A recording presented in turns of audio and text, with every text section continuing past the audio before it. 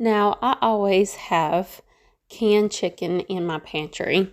What can I make? I am Valerie Dawson, and today I am making a creamy chicken and broccoli casserole using canned chicken. Stay tuned. This video was inspired by Tess Cooks For You. I will leave the link to her video in my description box below. I will put the ingredients and the instructions of how I will tweak this for next time I cook this recipe also in my description box. I like to keep some canned chicken in my pantry.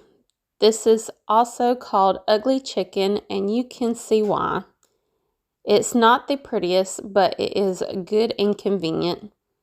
Adding in 2 cups of cheddar cheese soup, 1 cup of sour cream, and this is the last in the container, giving that a good mix. Here's 4 cups of half and half. I want to use 3 cups of half and half next time because this was a little too liquidy at the end, but then again, it thickened after I refrigerated it overnight, and that was great for the next day and the next day after that. So keep it 4 cups.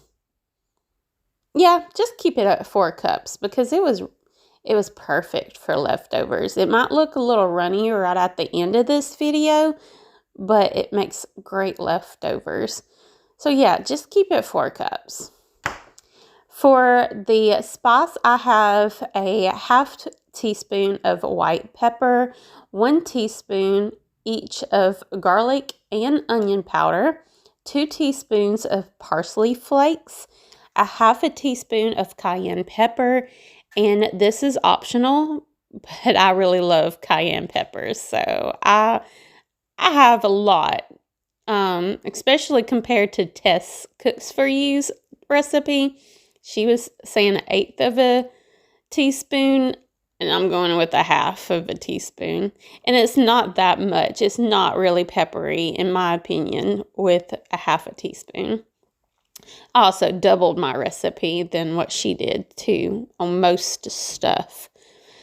Anyways, 1 teaspoon of poultry seasoning, a half teaspoon of salt and black pepper, and I think this really gives a depth of flavor to the casserole, giving that a good mix. This is 1 cup of grated cheddar cheese. I got the broccoli that you just microwave for a few minutes. I toss it. Now the canned chicken.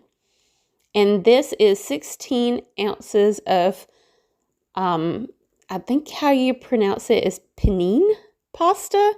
You can see what it looks like. Penne pasta that I had in my pantry already. Pouring the ingredients into a greased baking dish and leaving it out.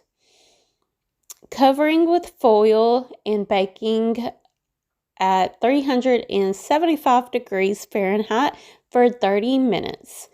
After 30 minutes, I'm uncovering and sprinkling with some grated cheddar cheese. The more the better. I didn't really measure this part. That bag was already opened and used some. It was 16 ounce when I first bought it, and I used almost all of it. So yeah, I'm going to guess I used 3 cups through this whole recipe altogether, but only 1 cup in the mixture, so probably 2 cups on top. But, you know, whatever the cheese you want, you use that. I love my cheese. For a little crunch and bite, I also have an open container of French fried onions. So I am sprinkling some of those on top. You could also use crushed Ritz crackers. That's what I used for the leftovers because you know how you have the sauce. You got to mix it when you microwave it. So I missed that crunch because the fried onions already got kind of mixed in there and stuff, and it wasn't crunchy anymore. So yeah, I already had Ritz crackers from my meatloaf recipe. You know, because I buy a lot of Ritz crackers because I love using them in all kinds of dishes. But anyway, I put Ritz crackers on it today for leftovers, and that was really, really, really good. But you can use potato chips, pretzels, or breadcrumbs on top if you like. This is going back to the oven uncovered and baking for an additional 5 to 10 minutes or until the cheese is melted and bubbly. The chicken broccoli casserole is done and smelling so, so good. It smells the house even the next day for leftovers. I'm telling you, like, me and Michael ate seconds last night, like when I just got done cooking it, but then we had it for thirds that night. I know that was a lot, but in even this day, like the next day recording or making this voiceover, I had it again and I enjoyed it again. So it is a good go-to.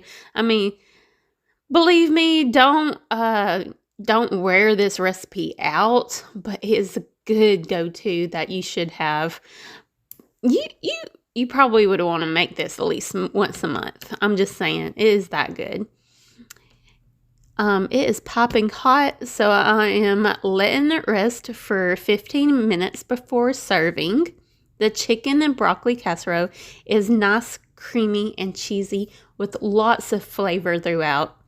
This is a great recipe for used canned chicken.